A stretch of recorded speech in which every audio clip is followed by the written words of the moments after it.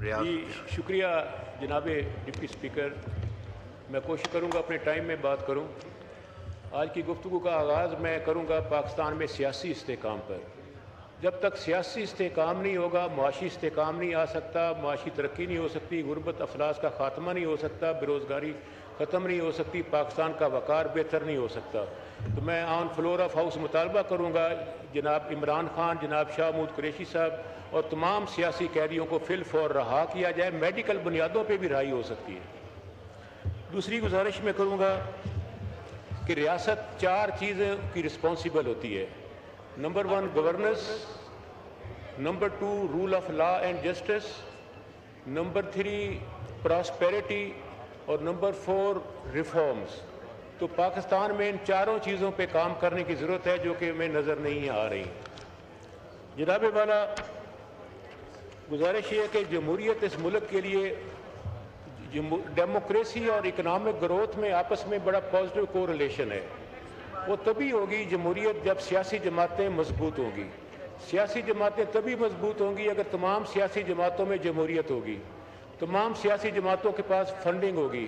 तो मैं मुतालबा करूँगा दुनिया के दूसरे मुल्कों जर्मनी, कोस्टारिका, इक्वाडोर की तरह पाकिस्तान के बजट में भी तमाम सियासी जमातों को उनके साइज़ के मुताबिक, उनकी रिप्रेजेंटेशन के मुताबिक पब्लिक फंडिंग फराहम की जाए। जनाब वाला इस मौका पर मैं आज चूँकि आर्टिकल 82 के मुताबिक मैं चार्ज एक्सपेंडिचर पे बात कर रहा हूँ, स्पेशली ऑडिट पर और डेट पर। तो इस वक्त सर्कुलर डेट हमारा 5,000 अरब रुपए को क्रॉस कर चुका है। सिर्फ गैस का सर्कुलर डेट 3,500 अरब रुपए के करीब पहुँच चुका है। ये पहली दफ़ा हुआ है पाकिस्तान में कि गैस का भी बढ़ गया है। जनाब वाला IPPs को हम बगैर बिजली पैदा किए उनको 2,500 से 3,000 अरब रुपया सालाना पे कर रहे हैं। हम कहते हैं बिजली महंगी है, आवाम खरीदती नहीं है। दूसरी तरफ आपने बिजली इतनी महंगी कर दी है कि आवाम खरीदती नहीं है, या दूसरी तरफ लोड शेडिंग इतनी कर दी है कि बिजली नहीं है। मुझे नहीं समझ लग रही कि इन खलीफों को क्यों समझ लग रही एनर्जी डिवीजन को कि बिजली सस्ती करें, आवाम खरीदेगी, डोमेस्टिक कंज्यूमर को बिजली सस्ती मिलेगी, महंगाई कम होगी, गुर्बत कम होगी। आप काश्तकार को सस्ती दें, फूड सिक्योरिटी बेहतर होगी, फसलें सस्ती हो जाएंगी। आप सनतकार को दें, एक्सपोर्ट बढ़ेगी, फॉरेन एक्सचेंज आना शुरू हो जाएगा। ये बात उनको क्यों समझ नहीं आ रही, हम भी समझते हैं और आप भी जानते हैं।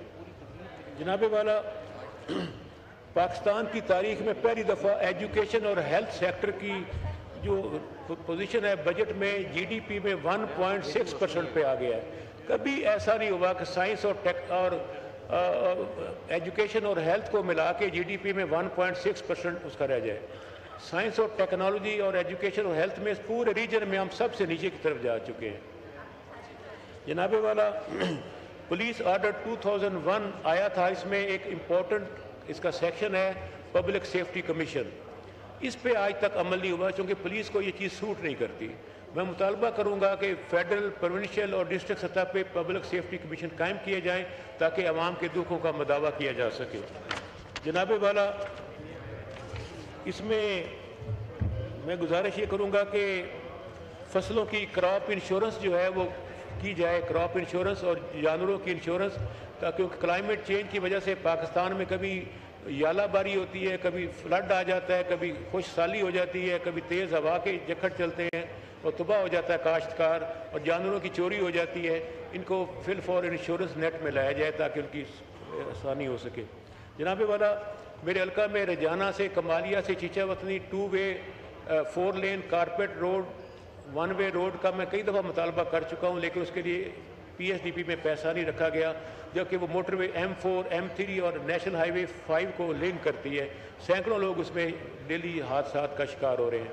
जनाब वाला यूनिवर्सिटी ऑफ कमालिया मेरे हल्के की 1 रुपया नहीं रखा, ना पंजाब हुकूमत ने ना वफाकी हुकूमत ने, इसलिए कि उस हल्के की आवाम ने मुझे वोट दिया है।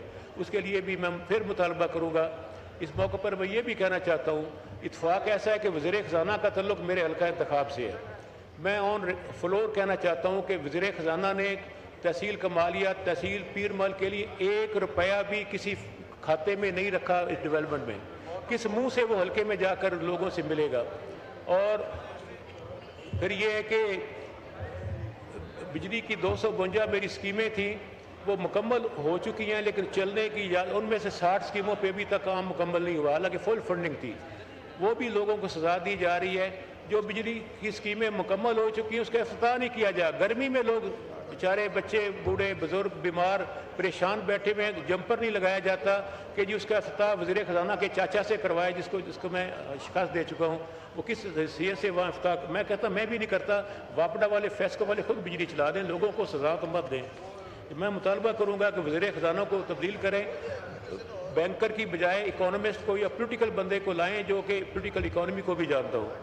اس کی ایک وجہ یہ ہے کہ پاکستان میں فارن قرضہ جو ہے 35 کھرب روپے تک پہنچ چکا ہے، 35 کھرب روپے تک، اور ڈومیسٹک جو قرضہ ہے 57 کھرب روپے تک، ٹوٹل پاکستان کا قرضہ 92 کھرب روپے ہے۔ یہ انہی جیسے بادشاہوں کی وجہ سے ہے جو ہمارے وزیر خزانہ بنتے آئے ہیں۔ آج ہر پاکستانی 3,20,000 کا مقروض ہو چکا ہے، پھر ساتھ پانڈا بانڈ آ رہا ہے، یہ یورو بانڈ آ رہا ہے، پاکستان کے عوام پہ اور قرضوں کا بوجھ ڈالنے کی سکیم ہے۔ میں یہ پوچھتا ہوں کہ ہائی ریٹ مارک اپ پہ آپ لون کیوں لیتے ہیں؟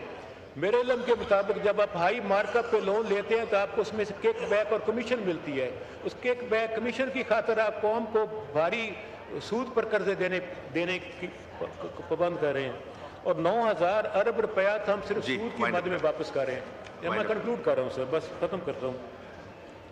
تو جناب والا، میں اپنی بات کو کنکلوڈ کرتے ہوئے یہی گزارش کروں گا کہ بے نظیر انکم سپورٹ پروگرام کے تحت ہر تحصیل میں وومن سینٹر اور گارمنٹس فیکٹری اور سافٹ ویئر ہاؤس بنایا جائے تاکہ وہاں پہ لوگوں کو غربت سے نکالا جا سکے، پٹرول ڈیزل کی قیمتیں کم کی جائیں، خوراک پر ٹیکس بالکل ختم کر دیا جائے، ٹوباکو اور شوگری جو یہ ڈرنکس ہیں کولڈ ڈرنکس اس پہ ٹیکس ڈبل کر دیا جائے تاکہ عوام کی، کیونکہ ہماری جو لائف سیونگ میڈیسن ہے اس پہ $2 ارب